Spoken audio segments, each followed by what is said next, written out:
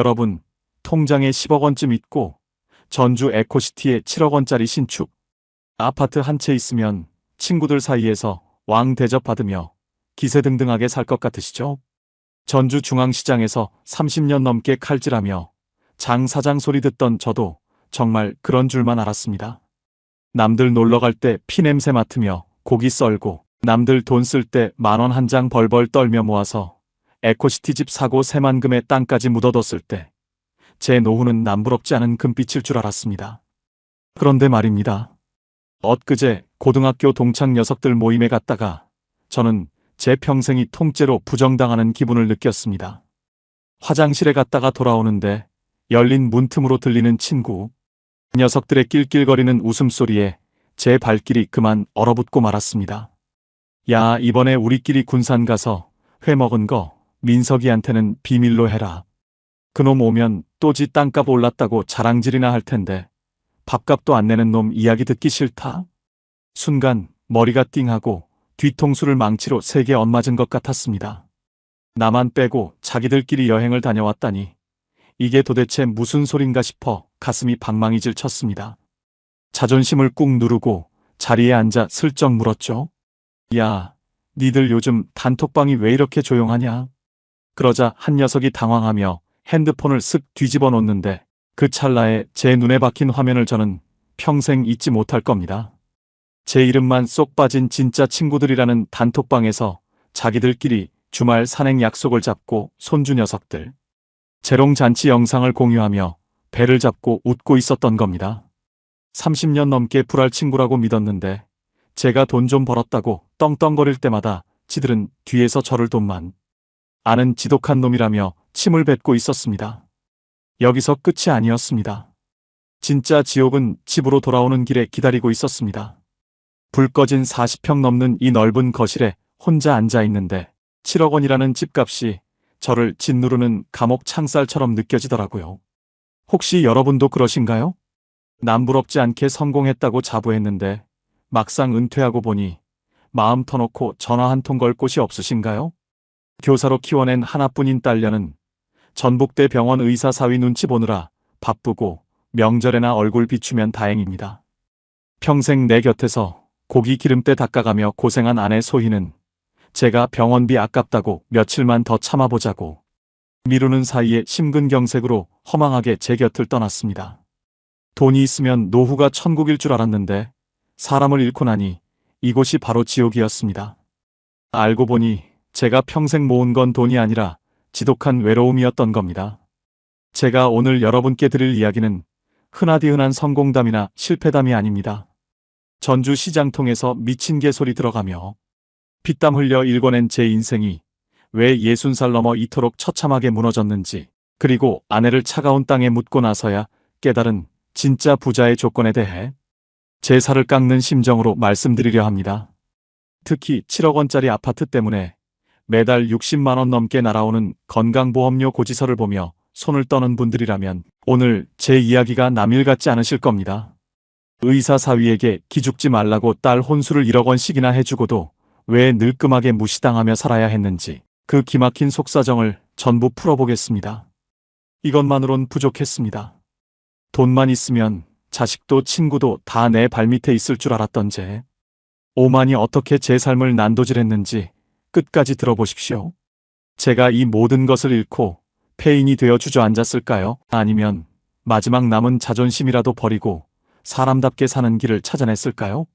지금 이 영상을 보시는 분들 중에 나는 절대 저러지 말아야지 하시는 분도 계실 거고, 어쩜 내 이야기랑 토씨 하나 안 틀리네 하며 가슴을 치는 분도 계실 겁니다. 오늘 제 이야기가 끝나면 여러분이 그토록 매달리던 노후 자금에 대한 생각이 완전히 달라질 거라 확신합니다. 자, 이제 전주 중앙시장의 칼잡이로 불리던 제가 어떻게 이 화려한 지옥에 발을 들이게 되었는지 그 처절한 이야기를 지금 시작합니다. 끝까지 들어보시고 여러분의 노후는 부디 저처럼 시리지 않기를 진심으로 바랍니다. 저는 전주 중앙시장에서 30년 넘게 정육점을 운영했습니다. 시장 상인들 사이에서 제 별명은 미친 개였어요. 한 근에 600g인데 저울에 달아보고 단 1g이라도 더 나가면 그 자리에서 칼같이 잘라냈거든요. 사장님, 단골인데 비계 좀 떼어내고 살코기 조금만 더 줘요. 동네 할머니들이 봉투를 내밀며 사정을 해도 저는 눈 하나 깜짝 안 했습니다. 할머니, 나도 이거 도축장에서 내 돈 주고 떼어오는 거예요. 더 갖고 싶으면 돈을 더 내셔. 인정머리 없다고 뒤에서 수군대도 상관없었습니다. 내 딸 교사 만들고 내 마누라 고생 안 시키려면 돈이 최고라고 믿었으니까요. 그때는 그 도끼가 성공을 향한 열정인 줄만 알았습니다. 그런데 말이에요. 그게 제 노후를 망치는 지름길인 줄은 그때는 몰랐습니다. 주변 상인들이 명절이라고 떡을 돌리고 과일을 나눠 먹을 때도 저는 문을 꼭 닫았습니다. 그런 거 받아 먹으면 나중에 다 갚아야 해. 차라리 안 먹고 안 주는 게 속 편해. 제 입버릇이었죠. 남들에게 밥 한 번 사는 게 세상에서 제일 아까웠고 남의 사정 봐주는 게 제일 멍청한 짓이라 생각했습니다. 그렇게 독하게 모은 돈이 제 인생을 지켜줄 방패라고만 믿었거든요. 아내 소희와 저는 정말 미련할 정도로 독하게 살았습니다. 새벽 4시 반에 일어나 도축장에 가고 밤 11시 반에 시장 문 닫을 때까지 허리 한 번 못 폈어요. 30년 넘게 무거운 소짝을 메고 칼질을 해대니 제 몸은 이미 여기저기 구멍이 나 있었습니다. 양쪽 손목은 터널 증후군으로 감각이 무뎌졌고 허리는 퇴행성 관절염으로 비가 오나 안 오나 쑤셔댔죠. 아내도 마찬가지였습니다. 정육점 바닥에 찬 기운을 그대로 받으며 일하느라 손가락 마디마디가 툭 튀어나오고 흉측하게 변해갔습니다. 제대로 된 보험 하나 들어둘 생각도 못하고 그저 병원비 아까워서 파스 한 장으로 버티던 시절이었죠. 하지만 통장에 찍히는 숫자를 보면 그 고통도 잠시 잊히더라고요. 조금만 더 버티자. 전주 에코시티에 7억 원짜리 아파트 들어가면 그때부턴 왕처럼 사는 거야. 저희 부부에게 그 아파트는 단순한 집이 아니라 평생의 고통에 대한 보상 같은 거였습니다. 거기에 새만금 땅 3억 원어치까지 사두었으니 전주 바닥에서 나만큼 잘 살 사람 없다고 자부했죠. 남들은 은퇴하면 연금이 얼마네, 노후 준비가 어쩌네 걱정들 하지만 저는 콧방귀를 꼈습니다. 야, 연금 몇백 받아봤자 뭐하냐? 나는 당장 현금화할 수 있는 땅이랑 금싸라기 아파트가 있는데 그때까지만 해도 제 생각이 틀렸을 거라곤 상상도 못했습니다. 예상과 완전히 달랐습니다. 그 보상이 저를 더 외롭게 만들 줄은요. 가끔 시장 상인들이나 고등학교 동창들이 모임을 하자고 연락이 옵니다. 전주 바닥이 워낙 좁다 보니 제가 정육점으로 돈 좀 벌었다는 소문은 이미 다 나 있었죠. 그런데 저는 모임에 나가서도 지갑을 절대 열지 않았습니다. 야, 민서가, 너 이번에 새만금 땅 3억 원어치 샀다며? 기분도 좋은데 오늘 내가 소주 한 잔 사야 하는 거 아냐? 친구들이 농담처럼 던지는 말에도 저는 정색을 하고 대꾸했습니다. 야, 그게 다 내 돈이냐? 은행 대출도 끼어 있고 세금 내고 나면 남는 것도 없어. 나중에 땅값 제대로 오르면 그때 한턱 낼게. 그 나중에라는 말로 30년을 버텼습니다. 친구들이 십시일반 돈 모아 동창 경조사 챙길 때도 저는 바쁘다는 핑계로 얼굴도 안 비췄습니다. 그런데 가면 돈만 나가지 뭐 좋은 거 있다고 가냐? 속으로 그렇게 생각하며 그 돈을 아껴서 아파트 중도금을 냈습니다. 나중에 알았는데요. 친구들은 이미 그때부터 제 전화를 피하고 있었더라고요. 장민석 저 인간은 돈 자랑은 엄청나게 하는데 정작 밥 한 끼 안 사는 지독한 놈이다. 시장에 소문이 파다하게 퍼졌지만 저는 오히려 당당했습니다. 니들이 나만큼 벌어봤어? 질투해서 저러는 거지 뭐. 문제는 여기서 끝이 아니었습니다. 친구뿐만 아니라 자식과의 관계도 돈으로만 계산하기 시작한 제 자신이 진짜 문제였던 겁니다. 드디어 평생의 수건이었던 전주 에코시티 신축 아파트에 입성하던 날이었습니다. 이사 트럭이 단지 정문을 통과하는데 경비원분이 거수 경례를 하며 인사를 하시더라고요. 그 순간 30년 넘게 정육점에서 배어있던 지독한 고기 냄새와 핏자국이 한꺼번에 씻겨나가는 기분이었습니다. 소희야, 고생했다. 이제 우리도 이런 데서 대접받으며 사는 거야. 아내 소희의 손을 꼭 잡았는데 아내도 감격했는지 눈시울이 붉어지더군요. 중앙시장 낡은 정육점 건물 2층에서 쥐 나오던 단칸방부터 시작해 여기까지 오는데 30년이 걸렸습니다. 7억 원이라는 거금이 들어갔지만 아깝지 않았습니다. 거실 창밖으로 세병호 공원이 한눈에 내려다 보이는데 이게 바로 성공한 인생이구나 싶었죠. 이제 시장통 사람들과 엮일 일도 없고 고상하게 클래식 음악이나 들으면서 우아한 노후를 보낼 일만 남았다고 믿었습니다. 그런데 말입니다. 인생은 제 예상과 완전히 다르게 흘러가기 시작했습니다. 이사를 오고 정육점을 정리하고 나니 팽팽하게 당겨졌던 긴장의 끈이 툭 하고 끊어져 버렸습니다. 그때부터였습니다. 몸 구석구석 숨어있던 병들이 약속이나 한 듯이 한꺼번에 터져나오기 시작하더라고요. 저는 무릎 연골이 다 닳아서 제대로 걷지도 못할 지경이 됐고 아내는 밤마다 손가락 마디마디가 쑤셔서 잠을 설쳤습니다. 전북대 병원 대기실에 앉아 있는데 주변을 보니 우리처럼 겉만 번드르르한 노인네들이 가득하더군요. 그 비싼 아파트에 살면 뭐합니까? 다리가 아파서 단지 내 산책로 한 바퀴도 제대로 못 도는데 말이죠. 게다가 더 큰 문제는 따로 있었습니다. 직장을 다닐 때는 몰랐는데 은퇴하고 지역가입자로 전환되니까 건강보험료 고지서가 날아오는데 눈이 튀어나올 뻔했습니다. 에코시티 7억 원 아파트에 새만금 땅까지 있으니 자산이 많다고 잡혀서 매달 60만 원이 넘는 고지서가 날아오는 겁니다.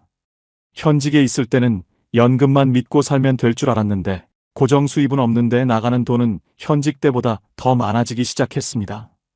에코시티 사람들은 다들 여유로워 보이는데 저는 매달 날아오는 관리비와 세금 고지서 때문에 심장이 벌렁거렸습니다. 아파트는 7억인데 제 수중에는 당장 쓸 현금이 말라가고 있었거든요. 혹시 여러분 중에 이런 분 계세요? 집값은 올랐는데 정작 내 주머니는 텅 비어있는 분들 말입니다.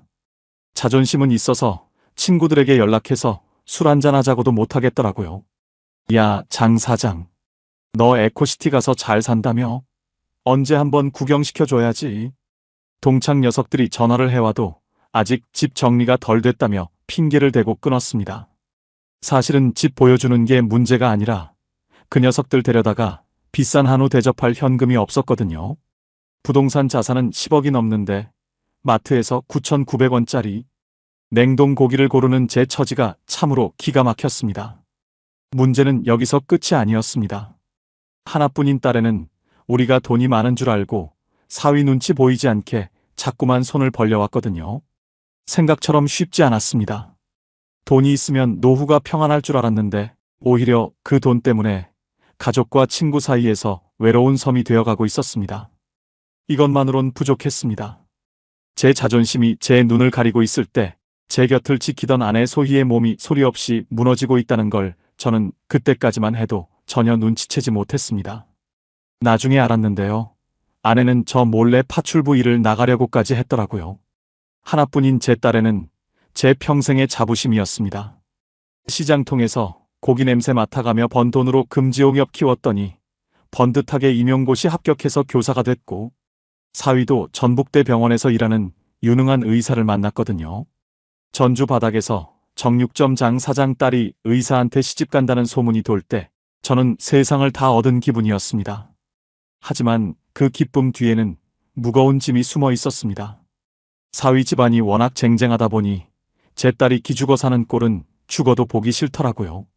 내 딸 어디 가서 정육점 딸이라고 무시당하게 알아마. 저는 평생 모은 현금 중에서 1억 원을 뚝 떼어 혼수로 내놓았습니다. 말이 1억이지. 그게 고기 몇만 근을 썰어야 모을 수 있는 돈인지 아시는 분은 아실 겁니다. 사위는 명문대 나오고 인물도 훤칠해서 남부러울 게 없었죠. 결혼식 날 사위 손을 잡으며 저는 속으로 다짐했습니다. 이 정도 해줬으면 우리 딸 대접받고 살겠지?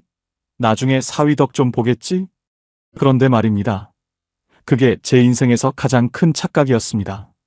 예상과 완전히 달랐습니다. 결혼하고 나니 사위는 딴 사람이 된 것 같았습니다. 명절에 에코시티 우리 집으로 오긴 오는데 거실 소파에 앉아서는 말 한마디가 없더군요. 그저 스마트폰만 들여다보거나 가끔 제 아내 소희가 내오는 과일을 보며 아, 예, 잘 먹겠습니다 하고 형식적인 인사만 할 뿐이었죠. 어느 날은 사위가 제 거친 손을 슬쩍 보더니 그러더군요. 아버님, 정육점 오래 하셔서 손마디가 많이 굵어지셨네요. 퇴행성 관절염 심해지기 전에 보험 보장 범위나 한번 확인해 보세요. 의사랍시고 해주는 말이 고작 그거였습니다. 따뜻한 위로 한마디보다 당신 몸은 당신이 알아서 관리해라는 식으로 들려 제 가슴에 대못을 박더라고요. 딸애도 마찬가지였습니다. 결혼 전에는 제 팔짱 끼고 아빠가 최고라더니 이제는 시댁 눈치 보느라 바빴습니다. 아빠, 이번에 어머님이 강남 사시는 고모랑 비교하시는데 내가 얼마나 창피했는지 알아? 혼수 이렇게 준 거 사위 동기들은 더 많이 해왔대. 그 말을 듣는데 심장이 벌렁거리고 피가 거꾸로 솟는 것 같았습니다. 내가 피땀 흘려 바친 그 돈이 사위 동료들 사이에서는 고작 비웃음거리였다니요. 문제는 여기서 끝이 아니었습니다. 딸애는 툭하면 전화를 해서 돈 이야기를 꺼냈습니다. 아빠, 이번에 사위가 개원하고 싶어 하는데 대출 한도가 안 나온대. 아빠, 새만금 땅 좀 어떻게 안 돼? 아빠, 애기 영어 유치원비가 한 달에 200만 원인데 내 월급으론 벅차. 현금이 줄어드는 건 순식간이었습니다. 에코시티 집값은 7억인데 정작 제 통장에는 당장 쓸 생활비도 빠듯해지기 시작했죠. 그 와중에 부동산 자산 때문에 매달 60만 원 넘게 날아오는 건강보험료 고지서는 저를 더 미치게 만들었습니다. 딸에게 돈을 그렇게 퍼주고도 저는 정작 마트에서 100원 한 푼 아끼려고 세일 품목만 뒤지고 있었던 겁니다. 혹시 이런 분 계세요? 자식에게 기죽지 말라고 다 내어줬는데 정작 자식은 내 고마움을 모르고 더 큰 것만 바라는 상황 말입니다. 제가 딸에게 준 건 1억 원이 아니라 제 생명이었습니다. 그런데 딸은 그걸 당연한 권리라고 생각하더라고요. 이것만으론 부족했습니다. 그렇게 현금은 바닥나고 자존심만 남은 저를 보며 아내 소희는 말없이 한숨만 쉬었습니다. 당신 딸애한테 너무 그러지 마. 사위 눈치 보이면 딸만 힘들어. 아내는 그 와중에도 자식 걱정뿐이었지만 저는 알 수 없는 배신감에 밤잠을 설쳤습니다. 나중에 알았는데요. 사위는 제 돈은 받으면서도 정작 친구들 모임에선 제 직업을 창피해하며 숨겼다고 하더라고요. 순간 마음이 철렁했습니다. 에코시티 7억 원짜리 아파트, 40평 넘는 이 넓은 거실에 있으면 세상을 다 가진 기분일 줄 알았습니다. 그런데 말입니다. 이 집이 저한테는 억만금짜리 창살 없는 감옥이 되어버렸습니다. 아내 소희와 둘이 앉아 있으면 시계 초침 소리가 귀가 따가울 정도로 크게 들리더라고요. 혹시 여러분 중에 이런 기분 느끼시는 분 계세요? 집은 넓어지는데 정작 마음 붙일 곳은 좁아지는 그 기막힌 기분 말입니다. 분명히 성공해서 이사 왔는데 이상하게 전주중앙시장 그 좁고 고기 냄새 나던 2층 단칸방이 자꾸 생각나는 겁니다. 그때는 퇴근하고 들어오면 시장 상인들이 장 사장, 오늘 고생했네 하며 소주 한 병 건네기도 하고 윗집 아랫집 숟가락 개수까지 다 알고 살았거든요. 하지만 여기 에코시티는 다릅니다. 엘리베이터에서 이웃을 만나도 눈인사 한번 나누기가 왜 이리 힘든지 다들 귀에 이어폰 끼고 핸드폰만 보느라 바쁘더군요. 나중에 알았는데요. 그 사람들에게 저는 그저 정육점에서 돈 번 늙은이 그 이상도 이하도 아니었습니다. 저녁마다 아내와 세병호 공원을 산책합니다. 공원 조경은 기가 막히고 사람들도 다들 세련돼 보이죠. 그런데 산책로 벤치에 옹기종기 모여서 옥수수 나눠 먹으며 웃음꽃 피우는 노인네들을 보면 저도 모르게 발걸음이 느려지더라고요. 여보, 우리도 저기 가서 말이라도 한마디 섞어볼까? 제 말에 아내 소희는 힘없이 고개를 쳤습니다. 당신 성격에 가서 무슨 말을 하려고?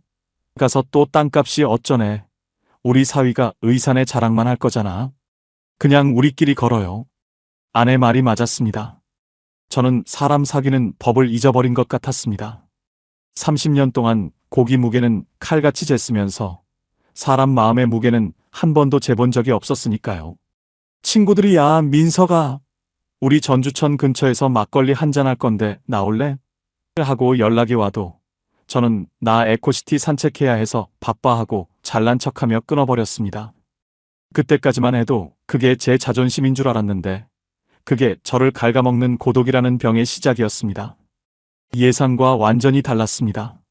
문제는 여기서 끝이 아니었습니다. 몸이 아프니 마음은 더 약해지는데 매달 날아오는 건강보험료 고지서는 60만 원을 훌쩍 넘겨 있었습니다. 7억 원 아파트와 새만금 땅이 제 목을 죄는 밧줄처럼 느껴지더군요. 정작 수중에 쓸 현금은 딸의 혼수랑 뒷바라지로 다 빠져나갔는데 나라에서는 제가 부자라고 세금을 왕창 떼어가는 겁니다. 여보, 우리 국민연금 나오는 거랑 이거저거 합쳐도 이번 달 생활비가 빠듯하겠는데? 아내의 걱정 섞인 말에 저는 버럭 소리를 질렀습니다. 7억짜리 아파트 사는 사람이 생활비 걱정하는 게 말이 돼? 내가 벌어둔 땅이 얼마인데? 사실은 저도 무서웠습니다. 부동산 자산은 10억이 넘는데 당장 내일 병원 갈 현금 10만 원이 아까워 벌벌 떠는 제 꼴이 너무 우스웠거든요.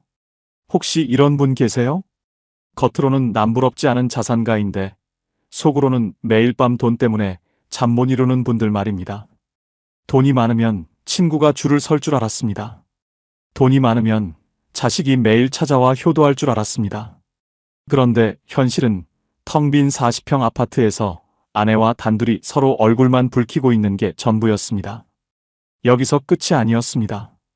이 고독이 깊어질수록 제 곁을 묵묵히 지키던 아내 소희의 건강에 빨간불이 들어오고 있다는 걸 저는 까맣게 모르고 있었습니다. 순간 마음이 철렁했습니다. 그렇게 고독이 병처럼 깊어질 때쯤 저는 결심 하나를 했습니다. 에라, 모르겠다. 죽을 때 돈 싸질머지고 갈 것도 아닌데 이제부턴 나도 좀 쓰고 살자. 평생 낡은 정육점 배달 트럭만 몰던 제가 큰맘 먹고 수천만 원짜리 번듯한 대형 SUV를 뽑았습니다. 에코시티 지하 주차장에 새 차를 세워두니 지나가는 이웃들이 슬쩍 쳐다보더라고요. 그 시선이 왜 그리 달콤하던지 30년 넘게 고기 기름때 묻히며 살던 보상을 이제야 제대로 받는 기분이었습니다. 새 차 냄새를 맡으며 운전대를 잡으니 마치 제가 다시 30살 청년이라도 된 것처럼 가슴이 뛰었습니다. 여보, 우리 이제 전주 근교로 드라이브도 다니고 남들 하는 골프도 좀 배우러 다닙시다. 제 제안에 아내 소희도 오랜만에 환하게 웃더군요. 그동안 돈 아깝다고 외식 한 번 제대로 못했는데 그날은 전주 도청 근처 비싼 한정식집에 가서 큰맘 먹고 제일 비싼 코스 요리를 시켰습니다. 한 상 부러지게 나오는 음식을 보며 우리 부부는 마주보고 웃었습니다. 이게 다가 아니었습니다. 이제 정말 행복해질 일만 남았다고 믿었습니다. 차를 바꾸고 골프를 시작하니 신기하게도 주변에 사람이 모이기 시작했습니다. 오, 장 사장님, 스윙폼이 예사롭지 않은데요? 이번에 차도 바꾸셨다면서요? 연습장에서 만난 사람들이 아는 척을 해오니 텅 비어있던 제 단톡방도 다시 활기를 찾기 시작했습니다. 저는 신이 나서 그들에게 밥도 사고 커피도 샀습니다. 내가 이번에 새만금 땅 보상 문제만 해결되면 우리 팀 다 데리고 제주도로 골프 여행 한번 쏩니다. 호기롭게 내뱉는 제 말에 사람들은 엄지손가락을 치켜 세웠죠.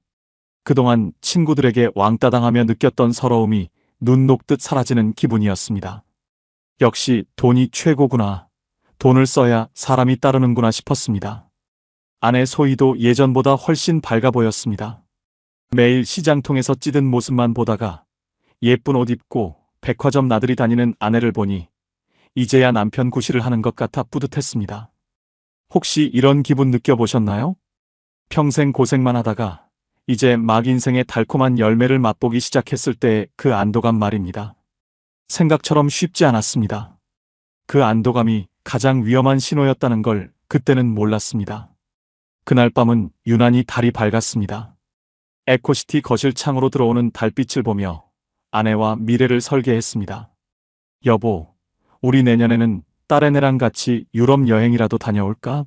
사위도 요즘 바쁘다는데 우리가 보험 혜택 잘 따져서 건강검진도 싹 시켜주고 말이야. 아내는 제 손을 꼭 잡으며 대답했습니다. 당신, 이제야 좀 사람 같네. 돈보다 우리 건강이 우선이에요. 우리 이제 욕심 부리지 말고 지금처럼만 살아요. 그 말이 제 가슴에 따뜻하게 와닿았습니다. 저는 정말로 모든 문제가 해결된 줄 알았습니다. 친구들도 돌아왔고 자식에게도 당당한 아버지가 됐고 아내와도 다시 신혼처럼 가까워졌으니까요. 국민연금이랑 제가 모아둔 돈이면 죽을 때까지 이 행복이 계속될 거라 믿어 의심치 않았습니다. 시청자 여러분도 이쯤 되면 야, 이제 장 사장 인생 편네 하고 생각하시죠? 저도 그랬습니다. 이제 고생은 끝났고 보상받을 시간만 남았다고 생각했습니다. 그런데 말입니다. 인생은 참으로 잔인하더군요. 우리가 가장 행복하다고 느끼는 그 순간 지옥의 문이 소리 없이 열리고 있었습니다. 순간 마음이 철렁했습니다. 아내의 손이 유난히 차갑다는 걸 느꼈을 때 바로 병원에 데려갔어야 했는데 저는 그저 날이 추워서 그런 줄만 알았습니다. 문제는 여기서 끝이 아니었습니다. 제 오만과 안심이 불러온 비극은 바로 그 다음 날 새벽 우리 집 거실에서 시작되었습니다. 그런데 말입니다. 인생은 제 편이 아니었습니다. 행복은 마치 모래성 같아서 파도 한 번의 흔적도 없이 사라지더라고요. 어제까지만 해도 전주도청 앞에서 비싼 한정식을 먹고 내년 유럽 여행 계획을 세우며 웃던 우리 부부였습니다. 그런데 그날 새벽 잠결에 옆자리를 더듬었는데 아내 소희의 자리가 싸늘하게 식어 있는 겁니다. 화장실에 갔나 싶어 거실로 나갔는데 아내가 거실 바닥에 쓰러져 있었습니다. 가슴을 꽉 쥐어짜는 듯한 모습으로 입술은 이미 보랏빛으로 변해 있었죠. 여보, 소희야, 정신 좀 차려봐. 저는 미친 사람처럼 아내를 흔들었습니다. 7억 원짜리 아파트, 40평 넘는 이 넓은 거실이 순식간에 차가운 영안실처럼 느껴지더군요. 119에 전화를 걸고 구급대원을 기다리는 그 10분이 제 인생 60년보다 더 길게 느껴졌습니다. 순간 마음이 철렁했습니다. 아내의 손이 얼음장처럼 차가웠거든요. 응급실로 실려간 아내를 기다리며 저는 기도했습니다. 제발 내 재산 다 가져가도 좋으니 소희만 살려달라고 말이죠. 의사 사위에게 전화를 수십 통 걸었지만 수술 중인지 받지를 않더군요. 결국 사위의 동료 의사가 나와서 고개를 가로저었습니다. 급성 심근경색입니다. 병원에 도착했을 때는 이미 그 말을 듣는 순간 제 세상은 무너져 내렸습니다. 알고 보니 그게 아니었어요. 우리가 벌어놓은 돈, 새만금의 3억 원 땅, 에코시티의 7억 원 아파트, 그 화려한 숫자들 중에 아내의 숨을 단 1분이라도 연장해 줄 수 있는 건 단 하나도 없었습니다. 의사 사위는 나중에서야 나타나 어쩌다가 이렇게 됐나요? 라며 원망 섞인 투로 묻더군요. 그놈의 입에서 나오는 말들이 왜 그리 차갑게 들리던지, 평소에 장인어른 보험은 잘 들어뒀냐고 묻던 놈이 정작 장모 죽어갈 때는 곁에 없었습니다. 생각처럼 쉽지 않았습니다. 돈이면 다 해결될 줄 알았던 제 오만이 아내를 죽인 것 같아 가슴을 쥐어뜯었습니다. 장례식장은 너무나 썰렁했습니다. 평생 남들에게 인색하게 굴며 미친 개소리 들었던 제 업보가 거기서 다 나타나더군요.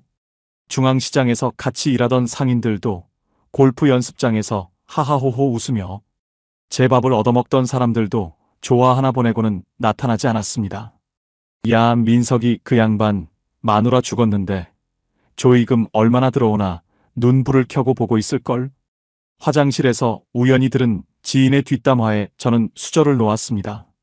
제가 평생 모은 10억 원이 아내의 마지막 길을 배웅해줄 진심. 어린 눈물 한 방울도 사지 못했다는 사실에 피눈물이 났습니다.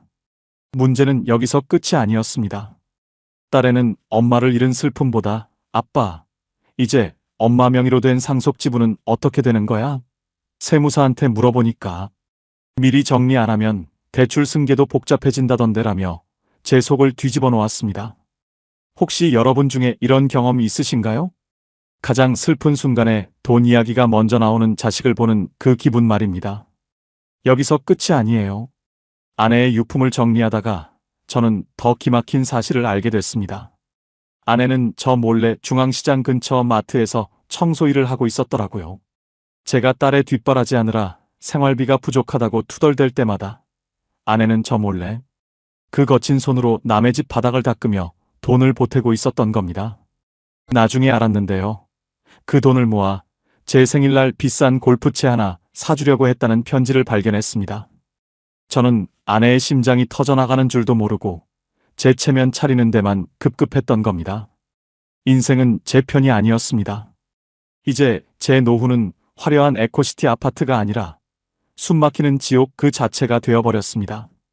아내 소희를 전주 승화원에 모시고 돌아온 날 40평 넘는 이 집은 평소보다 10배는 더 넓고 차갑게 느껴졌습니다. 거실 창으로 내려다 보이는 세병호 공원의 불빛은 왜 그리도 번쩍거리는지 제 속은 타들어가는데 세상은 참으로 평화롭더군요. 혼자 소주 한 병을 따서 입에 털어넣는데 안주 삼아 씹히는 건 후회와 눈물뿐이었습니다. 그런데 말입니다. 인생은 제 슬픔을 기다려주지 않더군요. 아내의 49제도 지나지 않았는데 하나뿐인 딸애가 사위랑 같이 찾아왔습니다. 위로하러 온 줄 알았더니 딸의 손에 들린 건 검은색 서류 가방이었습니다. 아빠, 엄마 명의로 되어 있던 새만금 땅이랑 이 아파트 지분 말이야. 지금 빨리 정리 안 하면 상속세 폭탄 맞는데. 사위 친구 중에 세무사 있는데 미리 증여 형식으로 돌려놓는 게 아빠한테도 이득이라더라고. 그 말을 듣는 순간 입안에 머금고 있던 소주가 확 뿜어져 나올 뻔했습니다. 마누라 죽은 지 얼마나 됐다고 제 아버지가 시퍼렇게 눈 뜨고 살아있는데 벌써 재산 이야기를 꺼내다니요. 문제는 그 다음이었어요. 너 지금 제정신이냐? 네 엄마 죽은 지 이제 겨우 한 달이다. 이 아파트가 어떤 아파트인데 네 엄마랑 내가 시장 바닥에서 고기 기름 뒤집어 써가며 피눈물로 일군 집이야. 제 호통의 딸에는 울컥했는지 소리를 지르더군요. 아빠는 왜 맨날 돈 이야기만 나오면 예민하게 굴어? 우리가 아빠 돈 뺏는다는 거야? 나중에 어차피 놔줄 거라며. 사위도 병원 개원할 때 대출 한도 때문에 고생하는데 아빠가 이 정도도 못 도와줘? 아빠는 우리를 자식으로 보는 거야? 아니면 돈 지키는 경비원으로 보는 거야? 옆에 있던 의사 사위는 한술 더 떴습니다. 아버님, 요즘은 효율적으로 자산을 배분하는 게 효도입니다. 아버님 혼자 이 넓은 아파트 관리비랑 건강보험료 감당하시기 벅차시잖아요. 저희한테 지분 넘기시고 좀 편하게 사시는 게 어떠세요? 그 차가운 말투에 심장이 벌렁거리고 눈앞이 캄캄해졌습니다. 의사 사위라고 혼수 1억 주고 떠받들었더니 돌아오는 건 제 재산을 효율적으로 나눠 갖자는 계산기 두드리는 소리뿐이었습니다. 순간 마음이 철렁했습니다. 내가 키운 건 딸이 아니라 돈을 먹고 자라는 괴물이었나 싶더라고요. 딸과 사위가 문을 쾅 닫고 나간 뒤 집안에는 지독한 정적만 남았습니다. 제가 평생 정육점에서 칼질하며 번 돈 10억 원이 결국 제 자식과의 천륜을 끊어놓는 칼날이 되어 돌아온 겁니다. 혹시 이런 기분 느껴보셨나요?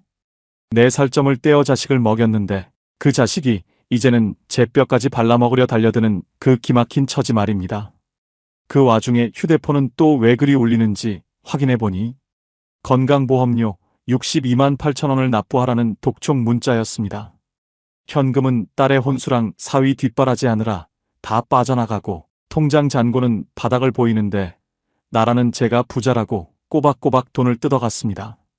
새만금 땅은 팔리지도 않고 세금만 갉아먹고 에코시티 아파트 관리비는 왜 이리 비싼지, 부동산 자산은 10억인데 당장 내일 먹을 쌀쌀돈이 걱정되는 제 꼴이 너무나 비참했습니다. 생각처럼 쉽지 않았습니다.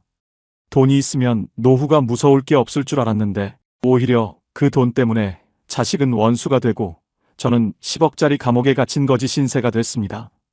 소희야, 나 어떡하면 좋냐? 내가 없으니까 이 넓은 집이 너무나 무섭다. 아내의 영정사진을 붙잡고 통곡을 해도 대답은 없었습니다. 나중에 알았는데요. 딸애는 이미 사위랑 같이 이 집을 담보로 얼마를 빌릴 수 있는지 은행에 알아보고 다녔다더군요. 아직 남은 게 있었어요. 제 인생에서 가장 믿었던 사람들에게 배신당한 충격은 여기서 끝이 아니었습니다. 제 자존심을 지탱해주던 마지막 기둥마저 무너지는 소리가 들리기 시작했습니다. 딸애와 사위가 몰아치듯 다녀간 뒤로 제 세상은 더 깊은 어둠 속으로 가라앉았습니다. 7억 원짜리 아파트에 산들 뭐합니까? 말 한마디 섞을 사람 없는 이 넓은 집은 그저 번드르르한 무덤일 뿐이었습니다. 냉장고를 열어보니 아내가 생전에 얼려둔 국거리 고기 몇 덩이만 덩그러니 남아있더군요. 그 고기를 보니 가슴이 미어지는 것 같아 도저히 집에 있을 수가 없었습니다. 결국 저는 낡은 점퍼 하나 걸치고 집을 나섰습니다. 에코시티의 그 세련된 산책로 말고 제가 30년 넘게 뼈를 묻었던 전주 중앙시장으로 향했습니다. 화려한 대형 SUV는 주차장에 처박아 두고 일부러 낡은 버스를 탔습니다. 그 차를 타면 아내와 함께 시장 가던 그 시절로 돌아갈 수 있을 것만 같았거든요. 시장에 도착하니 특유의 비릿한 생선 냄새와 고기 누린내가 코끝을 찔렀습니다. 남들은 싫어하는 그 냄새가 저한테는 왜 그리도 포근하게 느껴지던지. 한참을 걷다 보니 제가 운영하던 정육점 자리에 도착했습니다. 거기에는 예전에 제가 부리던 정육점 막내 동생 김 씨가 사장이 되어 열심히 고기를 썰고 있더군요. 문제는 여기서 끝이 아니었습니다. 어이쿠, 이게 누구쇼? 에코시티 회장님 아니신가? 김 씨가 피 묻은 앞치마에 손을 슥슥 닦더니 제 손을 덥석 잡았습니다. 예전에 제가 칼질 똑바로 못하냐며 모질게 구박했던 그 녀석이었습니다. 제가 돈 좀 벌었다고 시장 떠날 때 배웅조차 안 했던 녀석인데 말이죠. 김 씨는 저를 근처 단골 순대 국밥집으로 끌고 갔습니다.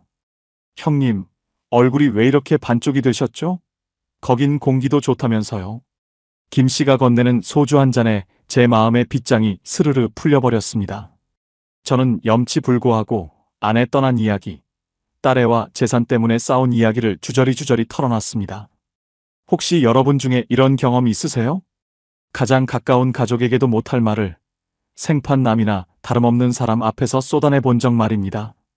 김 씨는 조용히 제 이야기를 듣더니 툭 한마디 던지더군요. 형님, 거 7억 원짜리 집이 형님 목을 조르고 있구먼요. 돈은 좀 없어도 사람 냄새나게 살아야지. 그게 무슨 지옥이쇼? 알고 보니 그게 아니었어요. 저는 성공한 게 아니라 스스로를 고립시키고 있었던 겁니다. 김 씨는 저보다 돈은 훨씬 못 법니다. 아직도 시장통 낡은 빌라에 살고 매달 나오는 국민연금 80만 원이랑 장사해서 버는 푼돈으로 산다더군요. 그런데 이 녀석 표정은 저보다 100배는 더 밝아 보였습니다. 형님, 저는요. 저녁마다 시장 사람들이랑 막걸리 한잔하고 주말엔 손주 녀석들 와서 용돈 3만 원씩 주는 그 맛에 삽니다. 그 녀석 말을 듣는데 심장이 벌렁거리고 눈물이 왈칵 쏟아졌습니다. 저는 딸애한테 1억 원이나 되는 혼수를 해주고도 무시당하는데 이 친구는 단돈 3만 원으로 할아버지 대접을 제대로 받고 있었던 겁니다. 제가 평생 칼질하며 모은 10억 원이 김 씨가 가진 그 소박한 행복의 발끝에도 못 미친다는 사실에 피눈물이 났습니다. 이것만으론 부족했습니다. 김 씨가 제 어깨를 툭툭 치며 그러더군요. 형님, 이제라도 그 껍데기 같은 집 던져버리쇼. 시장 근처로 다시 오세요. 우리가 형님 술동무 안 해줄까 봐요. 그 말 한마디가 제 인생의 방향을 완전히 바꿔놓았습니다. 저는 그동안 무엇을 지키려고 그토록 독하게 살았을까요? 아내 소희가 왜 죽기 전까지 시장마트에서 남의 집 바닥을 닦았는지 이제야 그 마음을 알 것 같았습니다. 아내는 돈이 아니라 사람 사는 냄새가 그리웠던 겁니다. 순간 마음이 철렁했습니다. 아직 남은 게 있었어요. 제 인생의 진짜 결론을 내려야 할 시간이 다가오고 있었습니다. 저는 결심했습니다. 아내 소희를 잡아두지 못한 이 화려한 껍데기, 7억 원짜리 아파트를 팔기로요. 부동산 중개인이 깜짝 놀라며 묻더군요. 아니, 장 사장님, 이 좋은 집을 왜 팔려고 하세요? 조금만 더 갖고 계시면 새만금 호재랑 엮여서 더 오를 텐데요. 저는 그저 허탈하게 웃으며 대답했습니다. 더 오르면 뭐합니까? 사람 숨통을 조이는 집인데. 나 이제 여기서 나가서 사람답게 좀 살려고요. 중앙시장에서 정육점 하며 모은 돈, 그 피 같은 돈으로 산 집이었지만 미련은 없었습니다. 그 집을 내놓고 나니 신기하게도 가슴을 짓누르던 통증이 조금씩 가시는 기분이었습니다. 7억 원이라는 숫자가 제 통장에 찍히는 것보다 이 숨막히는 공간에서 벗어난다는 해방감이 저를 살게 하더군요. 그때는 몰랐습니다.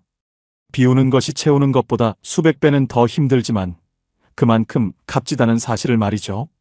집을 내놓았다는 소식에 딸애가 한달음에 달려왔습니다. 아빠, 지금 제정신이야? 이 집을 팔면 나중에 나한테 증여해줄 자산 가치는 어떡하고? 거기 낡은 동네로 가면 사위 얼굴은 어떻게 보려고 그래? 딸애의 날카로운 목소리가 복도에 울려 퍼졌습니다. 저는 조용히 짐을 싸던 손을 멈추고 딸을 쳐다봤습니다. 얘야, 내가 걱정하는 게 내 노후냐, 아니면 내 몫으로 떨어질 아파트 값이냐? 나는 평생 너희 위해서 고기 썰고 뼈 깎으며 살았다. 이제 남은 인생은 나를 위해 좀 써야겠다. 딸에는 분에 못 이겨 발을 구르며 나갔지만 제 마음은 오히려 차분해졌습니다. 전주 중앙시장 근처의 작은 연립주택으로 이사했습니다. 아파트 관리비와 매달 60만 원씩 나가던 건강보험료 폭탄에서 벗어나니 이제야 숨이 쉬어지더군요. 재산을 줄이니 기초연금 대상자가 될 수도 있다는 상담사분의 말에 헛웃음이 났습니다. 평생 부자로 불리길 바랐는데 역설적이게도 가난해지기로 결심하니 나라에서 도와주겠다고 하더라고요. 생각처럼 쉽지 않았지만 이게 제 인생의 진짜 정답이었습니다. 이사 온 뒤로 제 삶은 180도 달라졌습니다. 에코시티의 차가운 대리석 바닥 대신 마당에 흙을 밟으며 상추도 심고 고추도 키웁니다. 아침이면 시장통 동생들이 형님, 해장국이나 한 그릇 하셔 하며 대문을 두드리고 저녁이면 이웃 노인들과 평상에 앉아 국민연금 몇십만 원 나오는 거로 막걸리 파티를 벌입니다. 비싼 골프채는 먼지가 쌓여가지만 시장 사람들과 나누는 투박한 대화 속에 제 마음의 상처가 아물어갔습니다. 몸도 신기하게 좋아졌습니다. 그토록 아프던 무릎과 손목이 욕심을 버리니 통증이 줄어들더라고요. 알고 보니 제 병은 관절염이 아니라 돈에 대한 집착이었던 겁니다. 남은 돈 중 일부는 아내 이름으로 전주의 어려운 이웃들을 위해 기부했습니다. 그 돈을 내놓던 날 하늘에 있는 소희가 환하게 웃어주는 것 같아 펑펑 울었습니다. 소희야, 나 이제야 진짜 부자가 된 것 같아. 저는 이제 10억 자산가가 아닙니다. 하지만 제 전화를 반갑게 받아주는 친구가 있고 오늘 저녁을 같이 먹어줄 이웃이 있는 이 세상에서 가장 행복한 사람입니다. 혹시 여러분 중에 여전히 돈의 감옥에 갇혀 계신 분 계신가요? 손에 꽉 쥔 걸 놓아야 새로운 희망이 보입니다. 이게 다가 아니었습니다. 이제 여러분께 마지막으로 들려드리려 합니다. 순간 마음이 철렁할 정도로 소중한 교훈입니다. 여러분, 제 기막힌 인생 이야기 끝까지 들어주셔서 고맙습니다. 전주 중앙시장에서 미친 개 소리 들으며 30년 넘게 칼질해서 10억 원을 모았던 저 장민석이가 이제야 여러분께 꼭 드리고 싶은 뼈아픈 조언이 몇 가지 있습니다. 노후의 돈, 정말 중요합니다. 돈 없으면 서럽고 비참하죠. 하지만 말입니다. 돈이 전부라고 믿고 그 돈에 내 영혼을 파는 순간 여러분의 노후는 제가 겪었던 그 화려한 지옥으로 변하게 됩니다. 특히 저처럼 자영업 하시면서 몸 안 아끼고 악착같이 모으시는 분들, 제 말 가슴에 새기셔야 합니다. 첫 번째는요, 제발 몸 아껴가며 일하십시오. 저랑 제 아내 소희는 병원비 아까워서 무릎이 나가고 손가락이 굽어도 파스 한 장으로 버텼습니다. 그런데 나중에 은퇴하고 보니 우리가 벌어놓은 돈은 우리가 쓸 돈이 아니라 병원에 갖다 바칠 돈이었습니다. 비싼 보험 들어두면 뭐합니까? 이미 몸이 망가져서 수술대에 오르는 게 일상이면 그게 무슨 행복입니까? 평생 고생해서 번 돈, 의사 사위 좋은 일만 시키지 말고 지금 당장 여러분의 건강을 위해 쓰세요. 두 번째는 주변에 밥 한 번 사는 거 아까워하지 마세요. 저는 시장에서 밥 한 끼, 커피 한 잔 안 사서 그 돈으로 새만금 땅 사고 아파트 중도금 냈습니다. 그때는 제가 똑똑한 줄 알았죠. 그런데 60대 넘어 외톨이가 되어보니 그 밥값이 나중에 여러분의 외로움을 막아줄 가장 확실한 연금이라는 걸 깨달았습니다. 남들에게 인색하면 나중에 여러분이 아플 때, 슬플 때 곁에 아무도 남지 않습니다. 저처럼 에코시티 7억 원짜리 아파트에서 혼자 벽 보고 밥 먹고 싶지 않으시면 지금이라도 친구들에게 오늘 내가 쏜다 하고 먼저 손 내미세요. 그 밥값 몇만 원이 나중에 수천만 원보다 더 큰 위로가 되어 돌아올 겁니다. 또한 부동산 자산만 믿고 현금 흐름을 우습게 보지 마십시오. 제가 에코시티 7억 아파트 살 때 매달 날아오는 건강보험료 60만 원이 제 목을 죄었습니다. 집값은 오르는데 정작 주머니엔 만 원 한 장 없는 하우스 푸어 노인이 되는 건 순식간입니다. 당장 쓸 수 있는 현금이 없으면 그 화려한 집도 결국 창살 없는 감옥일 뿐입니다. 세 번째, 이게 제일 중요한데 자식에게 현금 다 주지 마세요. 저는 의사 사위 기죽지 말라고 딸애한테 1억 원이나 되는 돈을 혼수로 해줬습니다. 사위가 개원한다고 할 때도 제 노후 자금 털어서 보태줬고요. 그런데 말입니다. 자식은 제가 준 돈을 고마워하기는커녕 당연한 권리로 알더라고요. 부모 손에 돈이 쥐어져 있어야 자식도 대접을 해줍니다. 내 살점을 다 떼어주고 나면 자식은 더 이상 부모를 보지 않고 부모의 남은 재산만 봅니다. 상속이나 증여 문제 미리 서둘러서 다 퍼주지 마십시오. 여러분의 노후를 지켜줄 마지막 칼자루는 죽을 때까지 여러분이 쥐고 있어야 합니다. 자식에게 돈으로 사랑을 사려고 하지 마세요. 그건 거래지 사랑이 아닙니다. 마지막으로 지금 곁에 있는 배우자에게 따뜻한 말 한마디 더 해주세요. 세상에 내 편은, 내가 아플 때 내 곁을 지켜줄 사람은 그 사람 하나뿐입니다. 저는 아내 소희가 제 곁에 있는 게 공기처럼 당연한 줄 알았습니다. 돈 아끼려고 아내 검진 한 번 제대로 안 시켜준 제 자신이 지금도 너무나 원망스럽습니다. 아내 죽고 나면 10억 자산이 다 무슨 소용입니까? 그 돈으로 아내 숨 한 번 더 못 쉬게 하는데 말이죠. 여러분은 저처럼 아내 보내고 피눈물 흘리며 후회하지 마십시오. 오늘 저녁엔 아내 손 꼭 잡고 그동안 고생 많았지? 고맙다고 한마디만 해주세요. 그 한마디가 그 어떤 명품백보다, 그 어떤 비싼 아파트보다 아내를 행복하게 해줄 겁니다. 이것만은 꼭 기억하세요. 노후의 진짜 성공은 통장 잔고가 아니라 오늘 나를 보고 환하게 웃어주는 사람의 숫자라는 것을요. 비우니까 비로소 사람이 보이고 사람이 보이니 제 인생이 비로소 따뜻해지기 시작했습니다. 오늘 제 이야기가 노후를 준비하는 여러분께 조금이라도 위로와 경종이 되었나요? 10억 자산가에서 전주 노송동의 평범한 노인이 된 지금, 저는 그 어느 때보다 가슴이 벅차고 행복합니다.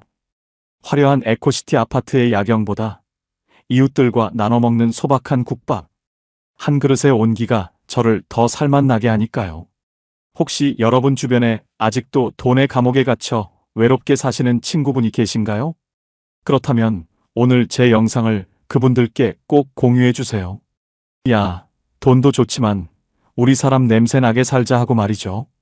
여러분의 노후는 저처럼 시린 겨울이 아니라 따뜻하고 향기로운 봄날 같기를 진심으로 기원합니다. 저도 이제 시장 동생들과 막걸리 한잔하러 가봐야겠네요. 오늘도 여러분의 삶이 평안하시길 바랍니다.